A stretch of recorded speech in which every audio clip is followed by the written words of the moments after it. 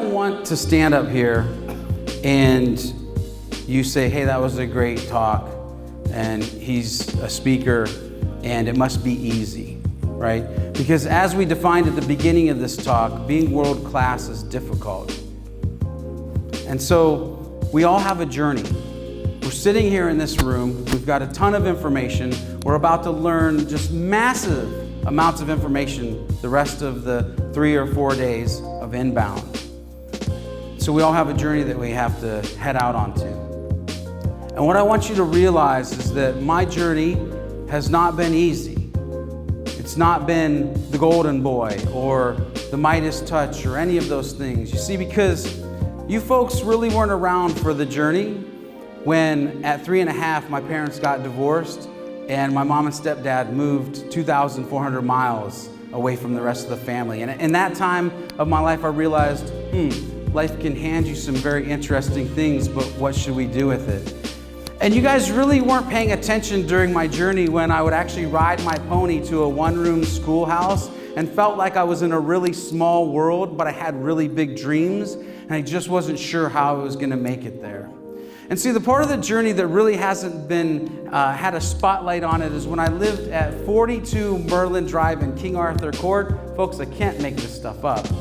And my mom would be at work and my dad would be in college, and I would come home alone and I would learn to fend for myself at 13 years old and just wonder, is this really what life is supposed to be like? And the journey continues on where at 17, I went to school and I thought it was a normal day like any other day. And I had a math teacher look me square in my face and say, you'll never amount to anything. And within 6 months, I was a high school dropout. And you see, nobody really paid attention to the part of the journey where I actually joined the Navy because I didn't know what to do with my life. And after boot camp and I was underway, I started breaking out in these things called hives, and it got so bad it was around my heart and my lungs. And they had me on massive doses of Benadryl and steroids. And one day they couldn't wake me up, and my chief petty officer said, you know what, I want you to go see the doctor because just something isn't right.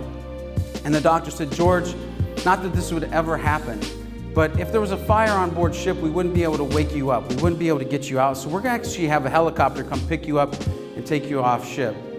And see, folks, nobody was really paying attention to the journey when 13 hours later, I walked in to see the TV screen say, USS Cunningham, missile-guided destroyer, 18 people injured, 2 people died because the #1 boiler exploded, which was directly under my berthing space.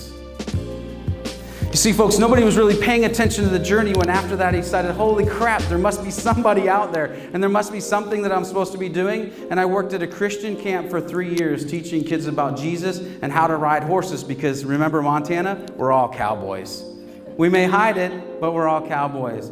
And during those 3 years, I made $100 a month, and I learned a valuable lesson that it's not how much you make, but it's the impact that you make in life. The journey continues on when you actually see me get the first agency job. I had never worked for an agency. And I would go to work and I would come home at night and I would watch lynda.com tutorials so that I could complete the tasks that I had to do the next day. Because I knew that there was the think big mentality. I knew there was a way to get away from everything that had happened in the past.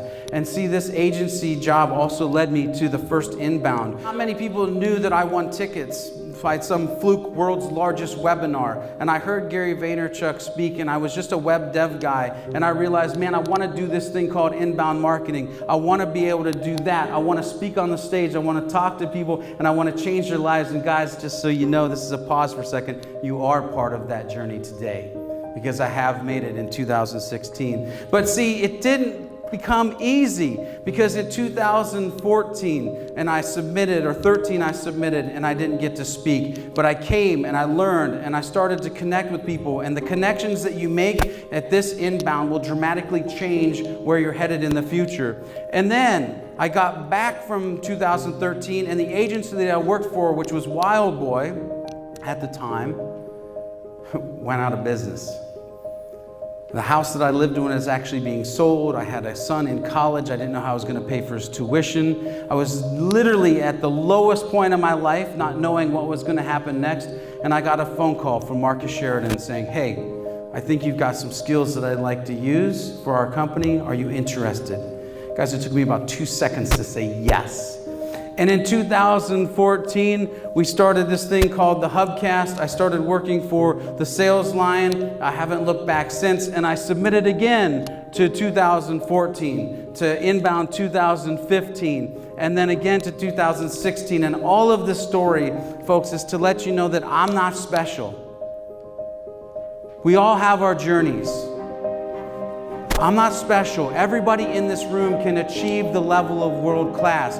But the super secret tip, the 6th tip to make the 5 just absolutely, undeniably achievable, is that you've got to take your hurdles and turn them into hustle. And you've got to take your pain and turn it into passion. And if there's anything that you do after this session, that would be my wish for you. Look, get connected, get the deck by emailing me, and get certified. Thanks.